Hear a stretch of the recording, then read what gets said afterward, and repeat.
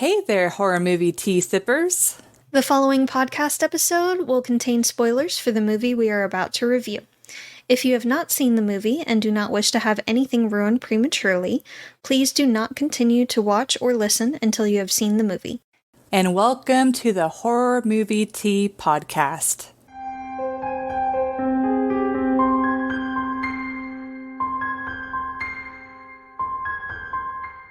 Today we are covering The Conjuring 2, which we did The Conjuring, I think way back in 2020 or early 2021. Been a hot minute. It's been a hot minute.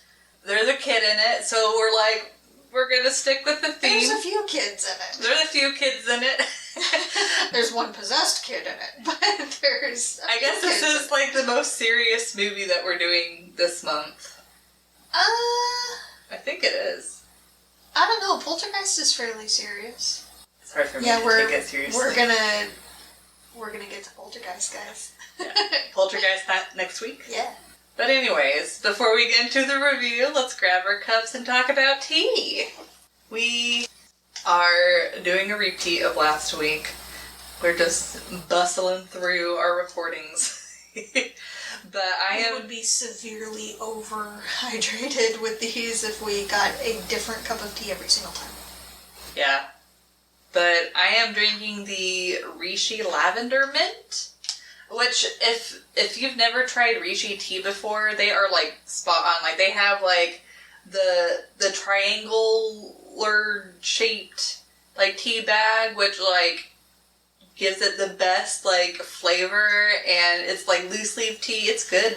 Anyways, Rishi, it's got just sponsor me. Sponsor us, Rishi. Peppermint, sage, licorice root, lavender, and lavender extract. That one is really good though. Like it's a kind of a light flavor. Yeah, but you can taste like the tingle of the mint, and it's relaxing with the lavender. It's very nice. So I am drinking the Republic of Tea's The Crown Princess Peach Bellini Tea.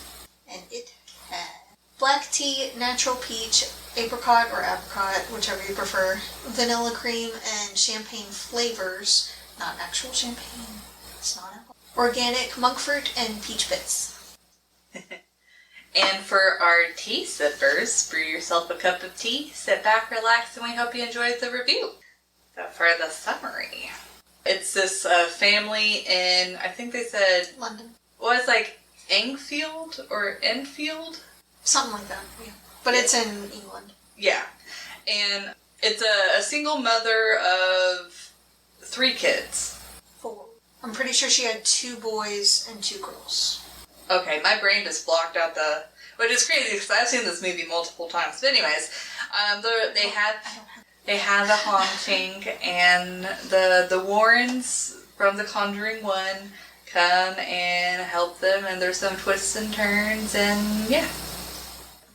This one's pretty interesting, though, because, like, with the previous one, it's, like, just about, like, a witch that was causing mothers, like, kill their children. Yeah, that one was fairly straightforward. But, like, this one... It starts off with, like, the old man being a ghost, and then you find out that it's actually, like, a demon that's using him as, like, to block... Yeah. Yeah. The Lorraine Warren, which is a clairvoyant in the movie, from, like, being able to sense the demon. Yeah, it's pretty... It's kind of got some twists on this. It was sneaky. Sneaky? The demon was sneaky. Yes. But anyways, for entertainment, this one is close to my heart because we've watched this movie a lot. And it's so many times. It's actually really... I was trying to think, between The Conjuring and The Conjuring 2, it's really hard which one I like better. Yeah. But I think The Conjuring, the first one, is a little bit stronger of a movie.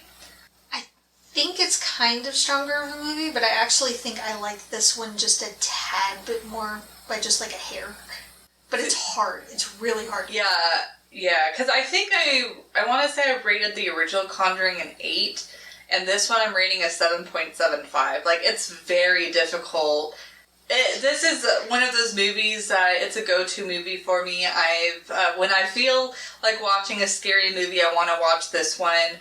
I will choose The Conjuring over this one because I feel like the first Conjuring movie, the scares are a little bit stronger. Like, especially like the clap scene. And like they have a lot stronger of like build up and scare you. I hated the wardrobe scene. Yes. While in that movie, there wasn't really any scary scenes that come to mind that, like, I laughed. While this one, there's, like, there's for sure one, but there's, I think there's another one, too, that, like, I laugh. And so it's like, if I'm laughing from a scare, that already makes it less of a scary movie for me. Yeah, that's fair. That movie does, just like the first one, does a great job fleshing out the characters and the family dynamics before it really hits and starts showing you the scares. Like, you really get a feeling for their relationships with each other. But yeah, it's not quite as strong as the first Conjuring in that aspect, though. But still, like, compared to other horror movies, like, a very strong part of the movie is the character growth that they give and the fleshing out of the characters and making them feel tangible. Which makes sense because it is supposedly based on a true story, but... Yeah, they can get away with a lot when they say based on a true story. Yeah, that's a very loose term. Oh, yeah. But that could explain, since they have people that they can look to. Yeah. I love it at the end when they put in the different snippets of the recordings, too. And and then show the original picture. Yes. Yeah, that's cool. One thing I didn't enjoy, though, was how dark the overall movie was. It's like, if you're not in, like, a theater room where it's, like, pitch black and it's the screen, if there's any level of glare in the room or light, you're just like, I can't see! I have no idea what's going on. Yeah, which I think for James Wan films and other horror films, too, that seems to be pretty common nowadays, Yeah, which unfortunately. It drives me nuts. It makes it less scary, honestly. Yeah, if you can't see what's going on, you can't really get scared by it. Some sort of spooky-ish sounds going on, I guess. I'm supposed to be kind of creepy. Yeah, and it's like, I'm not even asking for, like, that much lighter, but it's apparent that they're saturating it to where, like, the dark is, like, pitch dark. And, yeah, maybe do it in a scene here or there to, like, create a scare, but don't... Yeah. It's just... Up the contrast just a little bit. Yeah. Let your audience actually know what's kind of going on. Even if you just see more, like, movement than actual shapes or anything, that still helps. Yeah, like, I'm trying to think of a recent movie, a more recent horror movie where they, like, keep it a bit brighter, but it's still scary. Lights Out? Yeah, Lights Out. I think even Annabelle Creation. Yeah. It doesn't have the same... And that's a really good scary movie. But yeah, just too dark. Make it less dark, please. Up the contrast just a bit. Just please.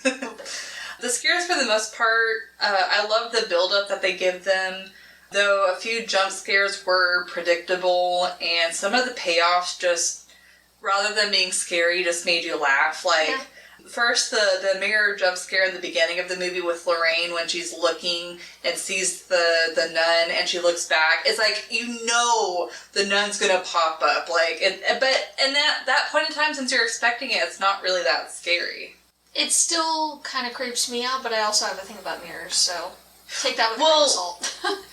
I'll say, like, whenever she's seeing the nun in the mirror and she looks back and sees nothing, that's creepy. But it's the part where it's like, she's like, oh, I'm going to keep looking back and forth. And then it's like, oh, this is predictable. But the part that made me laugh is the... Was it the Crooked Man? No, though that is another one that I'm like, I feel like they could have done that differently. But the nun scene with the painting, where it's the it was doing so good. Yeah, the build-up is so good. Like, especially, like, the figure, and you're like, what the hell? It was doing great, even with the fingers curling around it. Yeah, but then it's like, then they lost it. Then they lost it. Yeah, with the mouth of the painting, and then it's coming towards her. Like, even when we very first first saw the movie, we were laughing when that's Like, we were genuinely creeped out before then, and then when it started running at her with that face, then we just... Yeah, that's when it lost us. That was so stupid. You could have chosen so many different things there.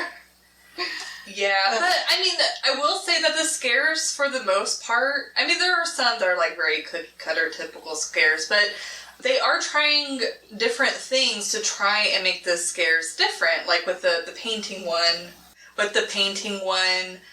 but yeah, just like, for me, I do feel like this movie very much stands on its own aside from the first Conjuring, but you know, knowing that they are connected in the same universe and they're done by the same people, I have to say I still feel like this is a slightly weaker movie because of the fact that the scares are less strong. But I very much appreciate the fact that they didn't try and give us a cookie cutter of the first movie. Yeah. Like they tried different... They tried to build on it a little bit. Yeah, they tried to vary the scares, and for the most part, they pay off. And I really also like... Well, it's like... On the one hand, I really like how they build up the movie and stuff like that, but on the other hand, I think it would have been kind of interesting if they tried to keep it more of a mystery of if what she's experiencing is actually a haunting or if she's faking it. But that's just kind of my opinion, but I don't feel like that takes away from the movie at all. Like, I like what they did with the current movie. Absolutely. I do feel like the other one was probably just a little bit scarier. Yeah. But this one, I feel like I had a bit more fun watching. So I think that's why I enjoyed it just a little bit more. I did like some of the comedy moments, like whenever Ed picks up the camera and he's like, this is so light. The obligatory joke there of dating when it's supposed to be, yeah. It's so light. I also absolutely adore the scene where he's impersonating Elvis. Yeah, I love that scene. He's trying to bring some kind of normalcy and fun and lightheartedness back to the kids, because they've really been missing that. They've all been super stressed and upset and just completely lost over everything going on. Their dad left. So they're having some abandonment issues. It's been rough on their mom. They can see that. She's struggling to keep everything together and try to give the kids what they need. But it's hard. Like, props to all the single parents out there. Seriously. But she has, I think, 4 kids. That's a lot of kids. Yeah, like this movie definitely has a lot more dynamic scenes. Yes. I forgot to mention the one thing that I was like, this is kind of making it hurt, is I feel like they push the romance between Ed and Lorraine like slightly too hard. Like, I really like the relationship that they create in both of the Conjuring movies, because obviously they have a very strong relationship at that time. But, I don't know, I just feel like it just felt a little bit too forced in this one. I can get that. But honestly, I actually loved it. But I like the different dynamics that they gave it. And I love the chemistry between those two characters. Yeah, yeah. Like, those two actors do a really great job together, for sure. Yeah, like, their relationship feels very believable. Yes, absolutely. So I like the blend of subtle scares versus jump scares. I wish they had just a little bit less jump scares, especially the loud ones. We don't need the loud noise, I promise you. It has its place now and then, but on the whole, we don't really need the loud noise for the jump scare. If it's suddenly there without any noise, I feel like that's even scarier. But, like, the subtle things, like when, I think it was Billy, gets up in the middle of the night and he goes and gets a drink and he's on the stairs, you can see the silhouette of the guy, the ghost guy, Bill Wilkins. And then with the toy fire truck, Yeah. that was freaky. They have some good freaky scenes. Yeah, that was pretty creepy. Hate that. Or, yeah, I like the one with Ed trying to help with the plumbing. And the mom thinks she sees something, but she's not sure, and you're just like, see it! See it! Oh, it's there! Yeah. Maybe call out. Yeah. Give him a heads up. I also love the scene with the police. When the chair moves, like, they're trying to figure out what's going on and be like, okay, these people are really freaked out. They're stressed. There's obviously something going on. Let's see if we can at least answer some of their questions so they can get back to job. sleep. Yeah. And they're genuinely trying to help the family. And they hear what sounds like something scurrying in the walls and all, which obviously is not a mouse. Like, at the smallest it'd be a raccoon. Like, but then the chair moves and the police are just like, I love how it cuts. And the police are just like, nah, F that, you're on your own, sorry, we can't do anything about that. We're not equipped for ghosts. Yeah, like, I mean, the thing with The Conjuring, though, I feel like this one's a little bit funnier. A little bit, But, yeah, I like all of the, like, they do the scares really well, but then the comedy really well. And a lot of the comedy is relatable. Yeah. Which makes it funnier. Yeah. So I really appreciate that. They do have those silly scenes, though, with the painting running after her and the crooked man before it becomes Janet. Like, when it's actually Janet in the hall, then it gets back to actually kind of creepy. But when it's the crooked man itself, like, I feel like it was the effects that they used for him was just... could have done better with that.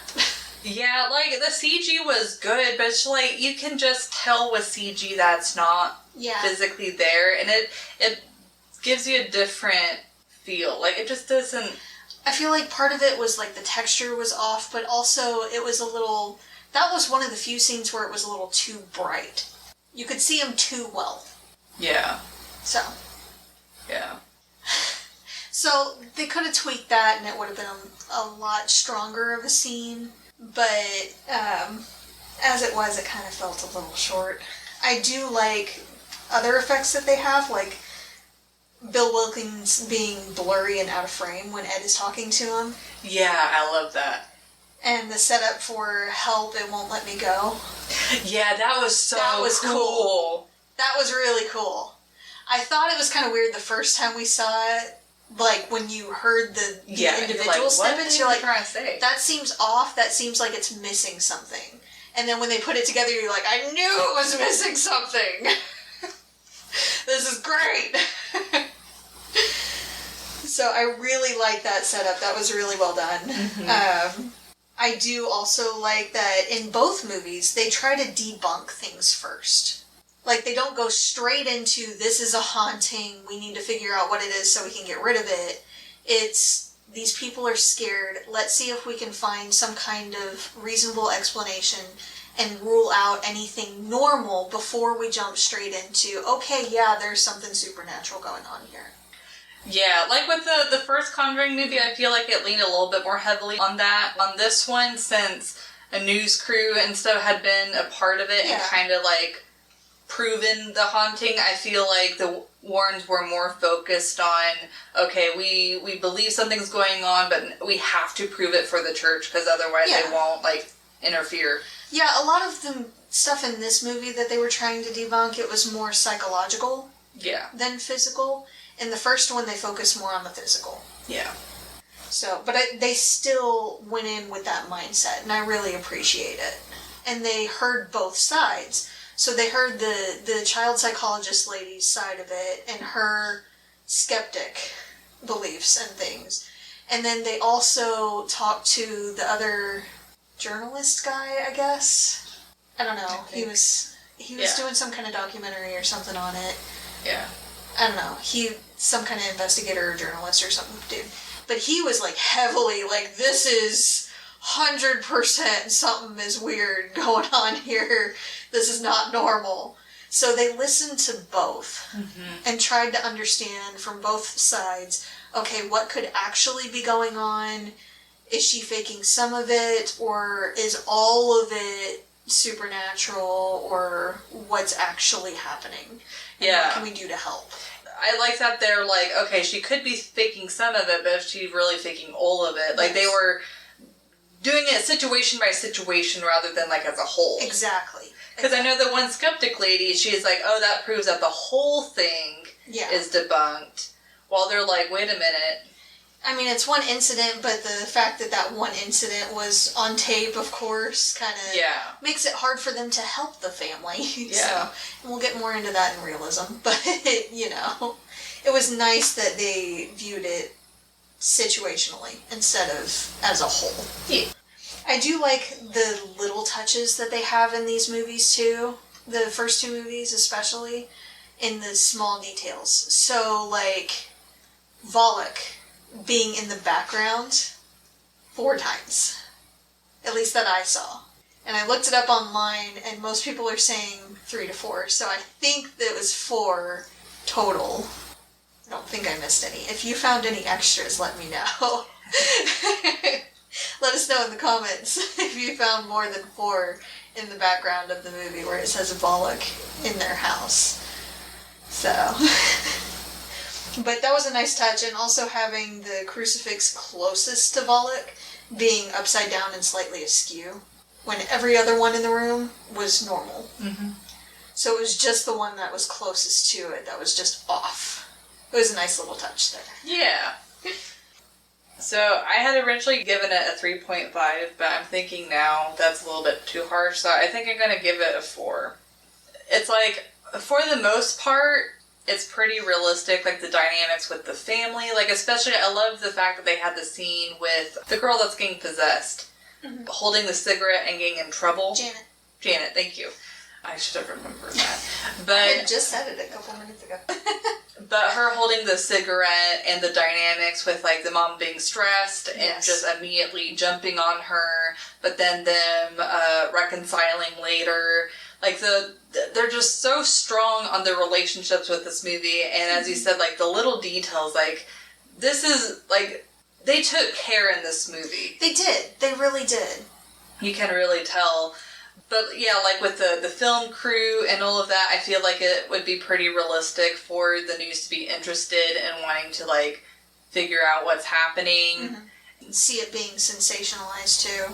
Yeah, and maybe, like, I can picture the well-rounded where you have the people that want to believe, you have the people that are really skeptical, but then you have the people that don't really give a crap, they just want to cash in on the sensationalism. So yeah, I put skeptics trying to prove it a hoax. That's obviously pretty realistic. But yeah, it's like in the first half, there's not really anything too unrealistic that stuck out. More the one that I'm like, oh, I don't know if I believe that, is when Ed is in the basement trying to get through the floor to get to Janet, and Lorraine is like crying out for him. Vic comes with an axe, and in my mind, I'm like, it would make sense to hit an axe where roughly the door handle is, so that way you can push open the door once you, like, cut around that. But no, he's hitting in the middle of the door. Well, that's just him being an idiot. I would say either there or the hinges, so you can just bust the thing open. But yeah. So I feel like that was kind of dumb. And he was panicking. Yeah, I mean, in a realistic sense, if you don't know, sure, but it's like, I don't know, like, logically speaking, I would feel like someone would be like, oh, I'm trying to get in, I should get around the... Well, I also feel like he was a big dude. Like, I feel like he could have kicked the door open. Yeah, because it wasn't... I know, just like, older homes have better, heavier doors, but... Yeah, it's like the home wasn't that well kept up with, and so the door would probably give after a bit. Well, I mean, Ed went through the floor fairly easily, and it was, like, sagging pretty... I feel like there was some rot there. Like, there was a problem. He went through that floor a little too easy. Yeah. But yeah, it's like, overall, a pretty realistic movie. Really, the biggest thing that was like, ugh, was the romance between Ed and Lorraine. Just because I got, like, the Notebook vibes of, like, romance intensity, but... I didn't quite get that. Because it's like, it's not, like, picturing just the scenes themselves, it just seems like slightly exaggerated. It's like people very in love, but they even like turn the music differently. They changed the lighting. Like they just did the whole thing to just like, I don't know. It just kind of made me feel. Maybe it's just my personal opinion, but I just feel like they pushed the romance a little bit too hard. I just kind of wish they would have backed off a little bit on that. Like, I like the fact that it built up from the very first story with the Amityville house, how she initially met Valak, and then it led to the movie. Like, that's interesting. That was different than the first Conjuring, where it's like Annabelle was a very isolated, different story. But, so I think what happened is it was them trying to lead through the Valak story all the way through, and how, like, Lorraine was afraid that Ed was going to get killed by this demon, stuff like that. Well, she had seen it multiple times at that point, so she was desperate to keep him safe. Yeah, so it's like, I think it was just, like, them trying to pull that story through, but for me, I interpreted some of that as a little bit too pushy on the romance. But like I said, personal opinion, that's just how I felt. Yeah, I loved it and thought it was good there. I had no complaints about that. But I do give it a 3.5. Damn it! I should have stuck with my original rating. Which I get where you're coming from. I do. I really do. But there are just some things that were a little off. Like her teleporting and all, and I get supernatural entity, demon, ghost, whatever. But the jump rope that was tied around her wrist went with her, so it's like still keeping her there, but it's, I don't know, it just seemed weird. Yeah. And off. But I did like that. See, the fact that she's like, I'm going to tie myself so I know I can't move, and then it's like, ha-ha, I can still move you. You thought. Yeah, but you thought. Yeah, and it would have been fine, like that one scene where she was just out of bed, and it pulled her back to the bed. That I get. That was fine. But when she teleported to, like, the underside, to, like, the ceiling of the room below, and it was still attached to her, I'm like, okay, no. With the rope, no. Like, if she had teleported out of the rope, okay, fine. I would have given it a pass then. Still, I'm pretty stretching the limit there. But the rope thing is what got me. I did like the care and detail that they took on, like, showing what the family was seeing versus the side that the Warrens and the news crew were seeing. Absolutely. Because you can never get it on film. Yeah, because it's like if you pay attention, like, I'll do it whenever I do the wrap up, but the attention to detail on, like, when you're paying attention to what they're seeing versus the family seeing, is like you can totally see why they're like, well, I'm not 100% convinced. Yes. And there's a lot of things in life that are like that too. Like, people, oftentimes, like, you're experiencing something and nobody else is really seeing it. So it's hard to relate to others, and it's hard to tell them, this is legit what I'm going through, but it's hard to get that evidence, and it's hard to get people to believe you when they're not seeing it too. Mm-hmm. So, a lighter explanation of this is when this little one is dancing the freaking lambada, and I can see my belly move. She's kicking so much. And as soon as someone comes over to look or to feel, she stops. That's how, well, and then... That's always how it is, isn't it? Or more like a general example, like if you have a pet, and they're doing something super cute, and you're like, come here, and then they immediately, like, or you're trying to take a picture of your pet doing something cute, and they're as like... As soon as you bring out a camera, or someone else is there to witness it, they don't do the thing. Yeah, every time. Yeah, I feel like almost everyone can relate to a situation like that, where you're trying to take a picture of the thing, and then the thing stops, and you're like, ah! Or when your car's making a noise, and then you take it to the mechanic. Yes! That happens to me all the time! Every time! Oh!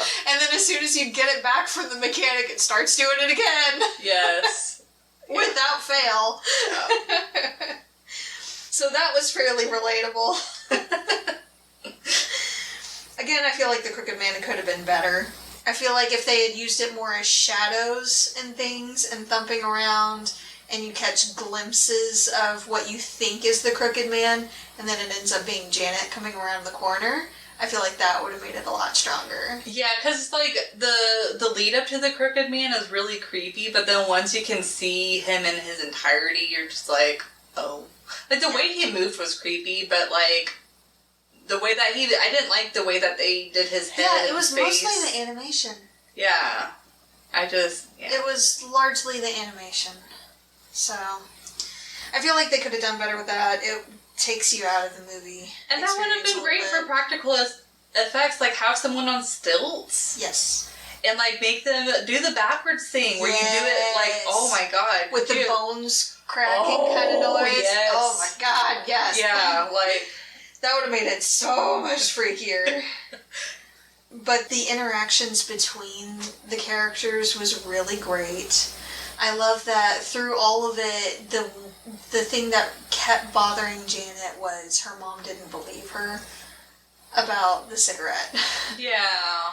Like, all this other stressful stuff is happening, but it's that one thing that's like, you know, if you believe me about nothing else, just believe this, please. Like, I really didn't. And that is, I mean, it's more of a child mindset kind of thing, but it's real. It's real and it's believable. So that was really nice. And I'm glad that they were able to reconcile in that scene. That made me feel really good. Yeah. It's got a lot of sweet moments. Yes. I love that there are people that try to help. So, like, the close neighbors that are really good friends that are trying to help out by having the kids sleep over there, and they're trying to take over a little bit of the burden so that the mom can really focus on Janet, who's having the hardest time. Mm-hmm. And the other kids are having a hard time too. Yeah. They're essentially losing their sister and their mom after they just lost their dad. Yeah. They're in an unfamiliar place. They're so confused about everything that's going on. They're scared for their sister. They're scared for what's going to happen. And it's a lot to deal with, not just for Janet and the mom, but for the siblings too. Yeah, it's like even though it's obviously very hard on Janet, it's hard for the family as a whole. Yes. So it's really nice to see that there are other people that are willing to help and that aren't really judging. They're just trying to do whatever they can to make the situation a little bit easier for their friends. And Ed with the guitar trying to sing for them and bring a little bit of smiles and laughter to them to help alleviate some of the darkness that's been there.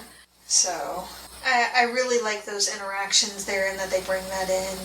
Again, the fact that they try to debunk certain things first or find reasonable explanations, because they go into it with the mindset of, yeah, there might be something supernatural here, but not all of it might be supernatural. There might be other factors that are making it seem like it's worse than it is. So they go in and try to figure out, okay, what's actually going on? What can we do to help? What evidence can we gather? How can we present it so that they can get the help that they need? And then when she causes that scene, Janet causes that scene in the kitchen, right in front of the camera, the one place. And she was told to do it, of course. She was forced to do it to try to protect her family. It does make it extremely difficult for Ed and Lorraine to convince the church that something is going on. Yep.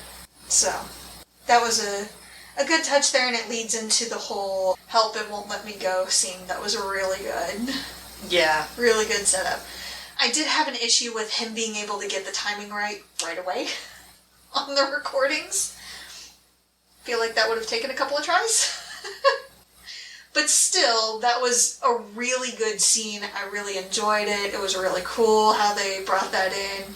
And they started that a lot further back, so really nice there.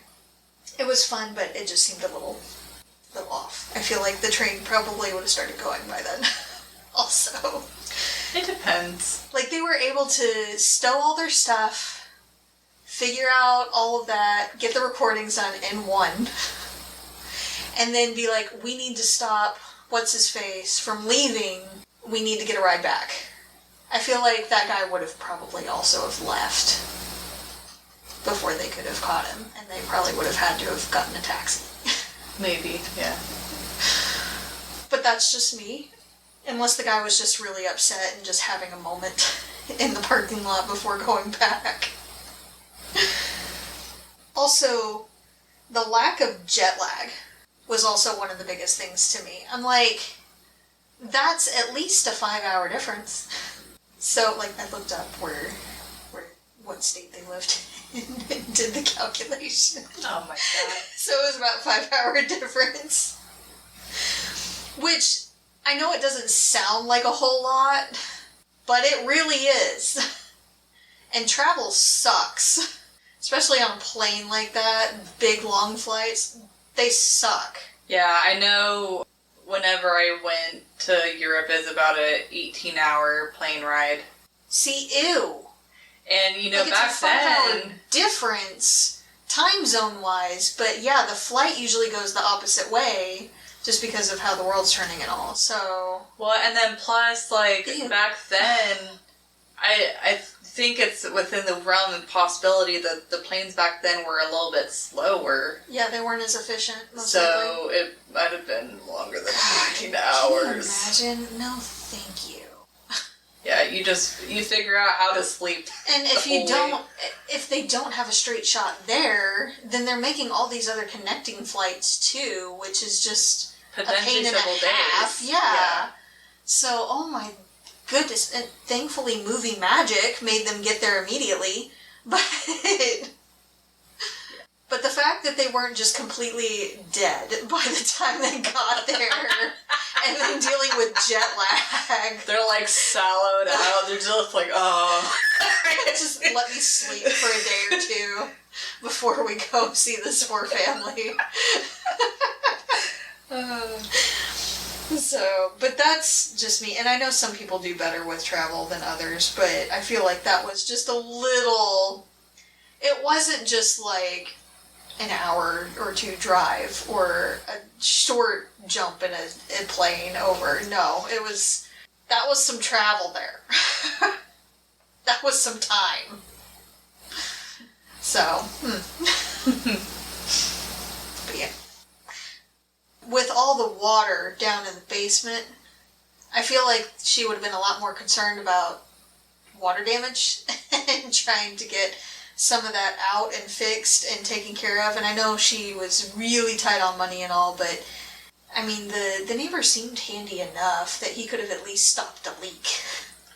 Yeah. And then she could work on, hey kids, grab a bucket. We're gonna get rid of some of this water.